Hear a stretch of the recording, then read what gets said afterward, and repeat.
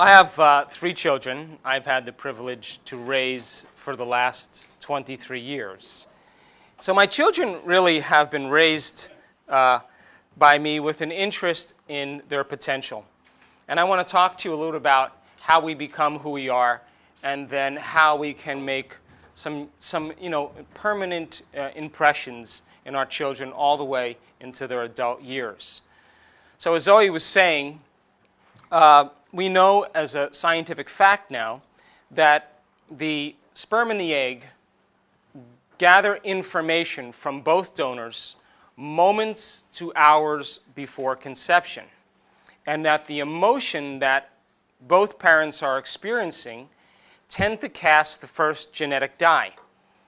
So if the parents are living in those survival emotions, those emotions of stress, that create anger and aggression and hatred and judgment and fear and anxiety and pain and suffering, hopelessness, powerlessness, those altered states of consciousness, I call them, but psychology calls them normal states of consciousness, that if we live in those hormones of stress, then that casts the first genetic imprint because the child then has to be prepared for the same environmental conditions that both parents are embracing at that time. You understand? So as they experience their environment, and the end product of every experience in the environment is called an emotion, then the emotion tends to imprint into what's called the haploid cells, the sperm and the egg. And that's actually called genomic imprinting. So what is then, conceived in the flesh is born of the flesh. And what is conceived in the spirit is born of the spirit. So ancient traditions, like the Native Americans in the United States and certain cultures in the Mideast, understood this principle, and they separated both donors or both parents before matrimony, not because they wanted to increase their lust, but because those two had a real firm intention about what they wanted to contribute to the culture or the community or the tribe. And so they began to look at the emotions that limited them, the emotions that kept them lost in confusion or anger. And they fasted from their emotions. And they separated themselves from the tribe long enough that they began to embrace elevated emotions, the emotions of love and gratitude and loving kindness. And they said, I want to contribute the best to the tribe because I would love to have the chief, or the wise woman, or the medicine man, or somebody to be able to lead the tribe. And so when they consummated their love, they did it with an intention to propagate a species for evolution. How many people understand? Yes? So then, in the consummation of their love then, it wasn't 1 and 1 is 2, which is how survival emotions work. It was 2 is 1. And so it was a lot of giving, and that kind of embracing of love allowed the child to begin to get the first genetic impression as the organism began to develop in utero. And as now the child begins to develop in utero, we now know as a scientific fact that the mother's blood flow is in constant communication with the fetus. And as the mother is experiencing the environmental conditions once again, if she's experiencing the stress hormones, then that the stress hormones begin to shape and mold the physical structure of the baby. So we know as a scientific fact also that the children that are under stressful conditions, whether it's poverty or fear or aggression, that they're born with a smaller head circumference, smaller frontal lobe, larger adrenal glands, weakened immune system.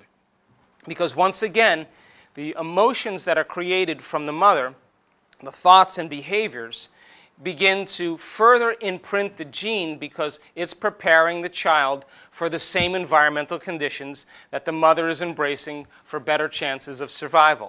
Does that make sense? Yeah. So then, once maturation is reached in utero, then the next thing, of course, is partition or birth.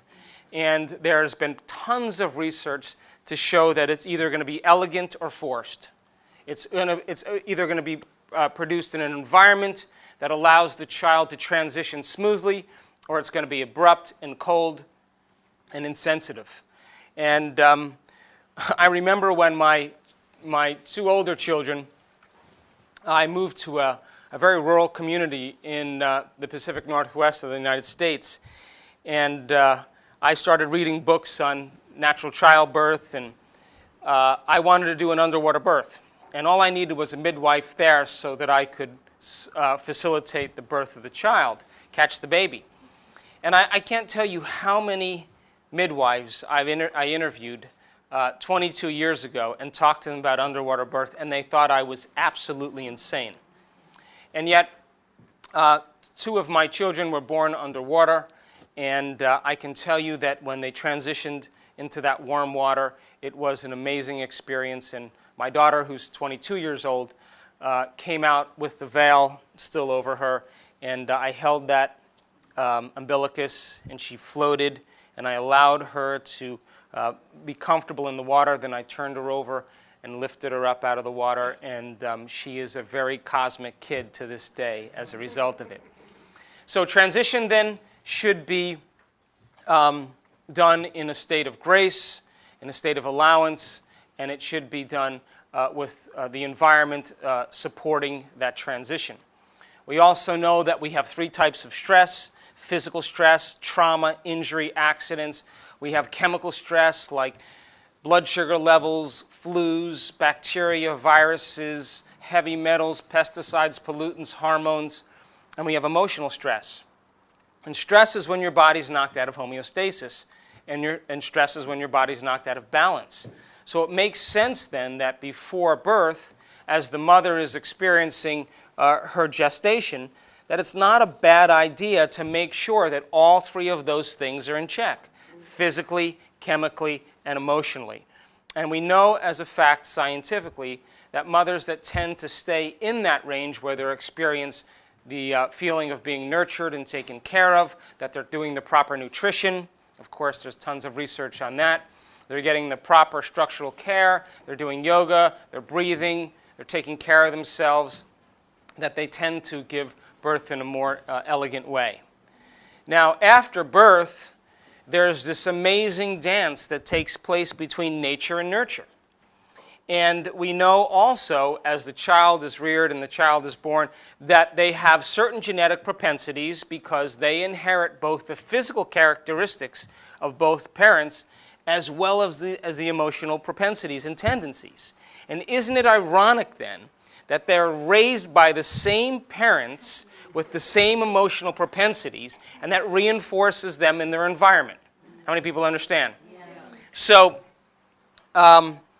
children's brainwave patterns tend to be very unique because for the first 6 years of their life, their brainwave patterns are so slow that they're functioning in their subconscious mind. And children actually learn through their subconscious mind because everything you tell them for the first 6 or 7 years of life, they accept as true because they have no analytical facilities to be able to process what you're telling them. As a matter of fact, all of their awareness is on their internal environment, and they notice changes in how they feel inside of them. And when they feel differently inside of them, it perks their brain up and they pay attention to whoever or whatever caused it. And that event in and of itself creates a memory. And the repetition of exposures over time begins to create what we call habits or behaviors. You got it? So then your children have a type of neurons that I've always been fascinated with, and they're called mirror neurons. Now, you know what mirror neurons are? They're empathy neurons. And empathy neurons means they're going to model what you do more than what you say. So you ever notice that when you're feeding your kid, you put the spoon in the porridge and then you go? You're doing that unconsciously because you want them to model your behavior. And when a lioness is training her cubs on how to hunt, she doesn't say, okay, you two go that way, and you go around that way, and I'm going to attack right here. She says, watch what I do. And because of that, mirror neurons then begin to install the neurological hardware, because as your children observe what you're doing, they're turning on the same circuits in their brain as if they were actually doing it. And that begins to prime the brain and begin to create what's called neural Darwinism, which means you begin to prune away the circuits to begin to shape and mold behaviors. And that's the beginning stages of plasticity. How many people are still with me? Yeah. Yes? So then right around the ages of 6 and 12, brainwave patterns pick up, and they move into what's called alpha brainwave patterns. Now, alpha patterns tend to be, according to the research, where children believe in the imaginary world more than they believe in the outer world. In other words, the inner world is more real than the outer world. And you can tell your child to act like a rabbit or act like a princess at 9 in the morning, and it's 7 in the evening, and they're still acting like a rabbit, and they're still a princess. Yes? Because the inner world of imagination, because of brainwave patterns, is where the brain begins to interact in the cognitive way to begin to interface with the external world. And Rudolf Steiner's work, Steiner, who created the Waldorf schools, he was very interested in elongating the alpha time. And my children all of them went to Waldorf schools because I wanted them to stay in alpha for as long as they could. Now, my 2 sons, they pretty much left alpha right around 8 or 9 years old. My daughter stayed in alpha till I think she was 19, And because in alpha, you're able to begin to interface between the real world and the imaginary world.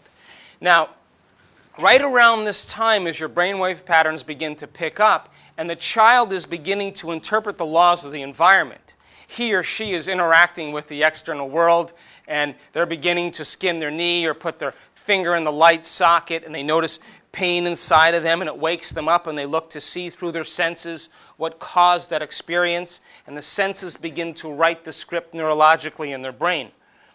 And so after a series of exposures, the child cries out, it's uncomfortable and gets fed and learns to associate crying out with being fed. And so every time she or he is hungry, she cries out and gets fed. And we begin to then develop these positive and negative identifications and associations that give rise to habits and behaviors. But right around this age of around 10 or so, 7 to 10, the analytical mind begins to form. And as the analytical mind begins to form in the child, they begin to interpret the laws of the environment. And all of a sudden, their father isn't as cool as they thought he was. They're having questions about Santa Claus. And I was saying this this weekend at the event that we did. My 23-year-old is an engineer. He's getting his master's in engineering. He's very mathematical. And he approached me at around 9 years old, and he said, listen, I got to talk to you. He said, I've been doing the math, and I know there's 6.2 billion people on the planet. This is when he was, 9 years old. And I know not all of them are into, Jesus and Santa Claus. I know that. And I know that, I'm estimating that there's about 1 billion kids on the planet. And I'm wondering really if Santa can get to all the houses, because I figured out the time and there's no way he can do it.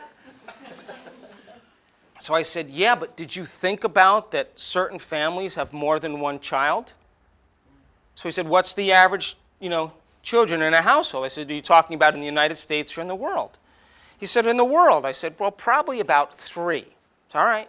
So then he disappeared in his room, came back out about 30 minutes later, and he said, the math isn't, there's no way that Santa can go to all these homes and deliver all these gifts. I'm figuring 10 minutes, 5 minutes at each home, and he just went through this whole, litany of how it was impossible. So then I said, yeah, but did you think about that the earth rotates? He said, what do you mean? I said, well, I took a flashlight, and then I took a ball, and I said, you see, the flashlight's the sun, and the ball is like the earth, and if you rotate the earth, the backside of that is called night, because night is just shade. And I said, so if Santa's going in the direction of the spinning of the earth, he's going to have more time. And he gave me this 1-minute stare. And then he said, how fast does the earth rotate? I said, 26,000 miles an hour. He said, there is no Santa Claus, Dad. And I said, you're right, there's no Santa Claus, but don't tell your brother or sister. So they begin to interpret the laws of the environment because their analytical mind begins to form. The critical facilities begin to develop. And the critical mind, or the analytical mind, begins to separate the conscious mind from the subconscious mind. Now, the subconscious mind is made up of all those positive and negative identifications and associations that give rise to habits and behaviors. And that's 95% of who we are by the time we're adults. Now, the conscious mind is 5% of the total mind, and it's made up of things like logic and reasoning, which gives rise to our will and our creative abilities. So when that analytical mind begins to close off and it separates the conscious mind from the subconscious mind, there's been enough research in scientific journals to say, well, after the age of 7 or 10, pretty much the ability for your child to learn languages or develop what we call plastic changes tends to slow down because now they have to get beyond that particular analytical mind. Now, as we begin to grow up and we begin to interact with the environment and we begin to respond to tough conditions in our life, the brainwave patterns move into what's called beta brainwave patterns. And beta brainwave patterns are what you're listening to me right now with. Beta is when the outer world is more real than the inner world. And in beta, you're more concerned with being able to pay attention with what's going on in your external environment. And the job of the brain is to create coherence between the outer world and the inner world. And as you begin to create meaning between the outer world and the inner world, the brain further shapes and develops as a result of that interaction. And we could say then that the personality really is the result of how you think, how you act, and how you feel. And so I always tell my children that your personality creates your personal reality. And if you want to change something in your life, then on a fundamental level, you have to look at the thoughts you're thinking to see if they're serving you. Notice the behaviors that you're demonstrating and see if those are loving to yourself. And begin to look at the emotions that you've memorized that become part of your identity. And children begin to understand this very naturally because the law with children that I've believed from the time my children were very young is that if you give them the facts, they will interpret the laws. So because of mirror neurons, your children are paying attention to more of what you do than what you say. So you can't say to your kids, clean your room, and have a messy room. You understand? Because they're going to look at your room subconsciously, automatically. And I was doing an interview for this book. Someone was interviewing me for this book, and they said, can you tell me about the terrible twos? I said, it's really simple. What do you do the first year of your child's life? Oh, look how cute he is. Look how cute she is. Look. Oh, and then all of a sudden, at 1 year old, what happens? They stand up, right? And then they stand up, and their brain is so neuroplastic, and they go, wow, look at this vase. I wonder how it's made. Oh, it holds water. And then the child begins to interact with the environment out of curiosity, pulling things, breaking things, and then what do? Yeah. No! No! And you do that for a whole year, and then you say at 2 years old, put your shoes on, and what's the child say? No! It's mirror neurons. It's only mirroring behavior. So we know then that children pay attention because of those mirror neurons more based on what they observe than what they're told. Now, I also believe that parenting is the result of two things. It's the result of love or logistics. That's it.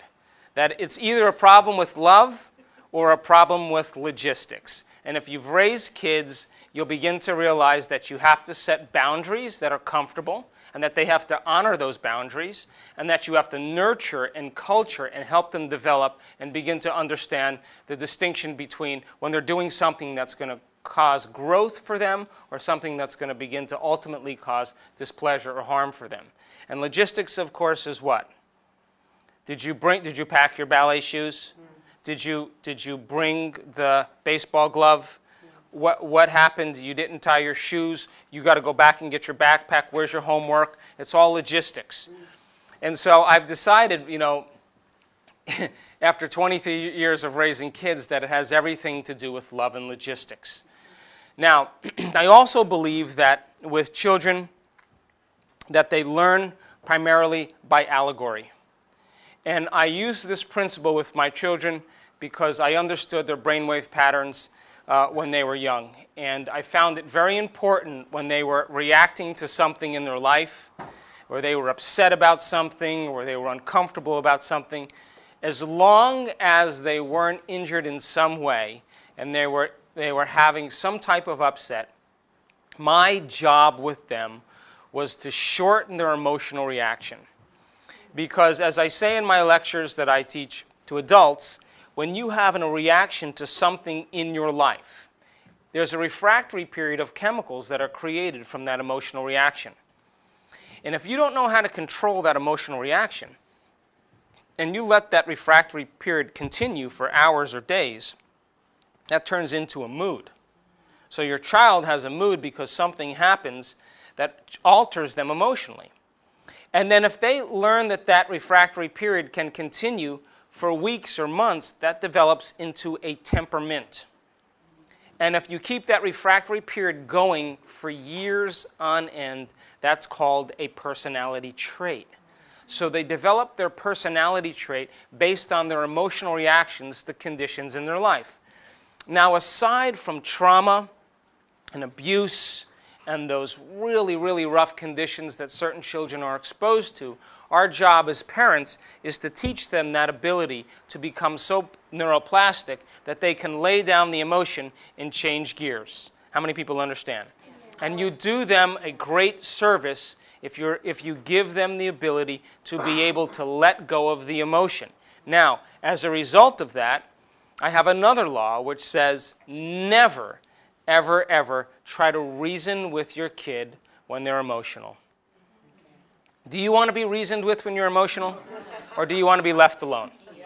So you would rather be left alone until the chemicals wear off. And by the way, I tell my children, and this is a fact also scientifically, that those stress hormones, the chemicals that are created from an emotional reaction, 30 different chemicals, they last 90 seconds to 2 minutes. That's it. Anything after that, I tell my children, you're faking it. So how do you teach them to let go of that? So what I did with my children was I always created things for them to do to break their pattern. We had trampolines. I live out in nature where we have horses, we have a garden, and so you break the pattern by causing them to shift their attention to something else. And wouldn't you agree as an adult that wouldn't it be nice for you to have the ability to shift your attention from something that's picking at you emotionally? Yes? So we teach that as a skill or as a way to develop certain behaviors, coping mechanisms, and my children to this day, all three of them, let go of things pretty naturally. Well, all right. Now, when my children were going through emotional reactions, one of the things that I found really valuable for them was that when they were reacting to something, I wanted them to understand that there was always something or someone observing them. And that when you begin to see a child move out of balance, and as long as they're not physically hurt in any way, if you were to just stop what you were doing and turn around and look at them and just observe them, they will notice that you're observing them, and they will become conscious of what they're doing. Would you agree? Mm-hmm. Now, I never, ever interacted with them when they were having that emotional reaction. Of course, as long as they weren't injured in any way, I allowed them to run the course of that emotion. But the biggest point that I want to make is that I would wait till the evening. And I would climb in bed with them, and then I would talk about myself. I would say, look, I'm working on this thing, whatever it is, whether it was anger or whatever the emotion was. And I'd start really opening up to my children as if I was talking to an analyst. That honest. And what do you think my children would do all the time? They would say, God, I got so mad at Paris today. And then I'd say, I know, I saw you. And then the only important thing that I wanted them to understand is that when they reacted, they'd start telling me the story, and I'd say, you know what? I really don't care. What I care about is if it happened again, how would you do it differently? And then we'd lay in bed. Now listen, there's 2 times the door to the subconscious mind opens up. When you wake up in the morning, your brain chemistry changes, and you go from delta to theta to alpha to beta, to conscious awareness. Melatonin turns into serotonin, and those neurotransmitters get you up and going. When you go to bed at night, you go from what? Beta to alpha to theta to delta. So you're going down, and the door is already open. Exactly. So I would wait for my children and get in bed with them. I'd tell them about myself. We'd talk about their day. And then I'd say, listen, just tell me if the same thing happened tomorrow. I just want to know how you would do it differently. And they'd say, oh, well, I do this and I do that. And I'd say, really? If you did that, it would lead to this. Are you aware that that's what would happen?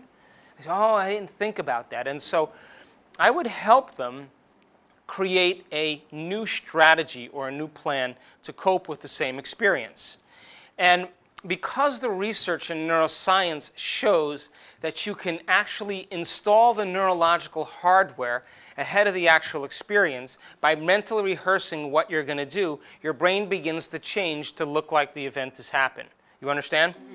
So there's enough research to show that you can prime the brain and wake the circuits up, and the brain doesn't know the difference between the actual experience in external reality and what you rehearse in your internal reality. So I would ask them, after we got the model complete and really sound, I would ask them to repeat the model to me over and over again until they got it exactly the way they thought they could demonstrate it. And in fact, they were priming their brain and conditioning their body emotionally to begin to become prepared for that experience when it happened. So then, before they went to sleep, I would tell them a story. And I would say, there are these kids, they lived in this magical land, and there were castles and dragons and unicorns and, whatever else. And take them through this whole experience by allegory. And because of children's brainwave patterns in alpha, they have no problems imagining the allegory. And what I was doing is, by association, I was asking them to put themselves into the story. And I would describe the children to look just like them, and I'd tell them all these conditions that they had to overcome and all the magic that was in their life. And then there would be the poignant moment where they had to make a different decision. And I would almost repeat exactly what I told them when we were talking about creating the model. And at the end of the story, they would turn and look at me. I can't tell you how many times they did this. And they say, was that me? And I'd say, I don't know, was it? And they'd go. And then they'd fall asleep. Now, that is a nice thought for them to end with. And then I would say to them, and I still do this, and they're all, older kids now. And when they have, issues in their life, and I'd say, I'd help them create the model, and for weeks on end, I'd say, so tell me what would happen. What would you do if it happened? And I would ask them, well, so what would happen? What would you do if it happened? And I would, over and over again. Finally, my kids would say, my God, I can't wait for this experience to happen so you'd leave me alone. Now I know they're ready. How many people understand? So we can begin to install the neurological hardware ahead of the actual experience so that they have circuits in place to use when that situation comes up. And that's called evolution, because new thoughts lead to new choices lead to new behaviors, and new behaviors lead to new experiences, and new experiences lead to new emotions, and new emotions are new information from the environment that begins to alter their genes epigenetically. And then those emotions drive their thoughts, and you begin to develop self-esteem and self-confidence and efficacy and everything that goes along with it. Now, I wrote an article for a magazine a little ways back on computers and computer gaming. And the article was called Kidnapped by Technology. Now, I think that there has to be a delicate and very, very intimate balance between your environment in nature and your interaction with technology.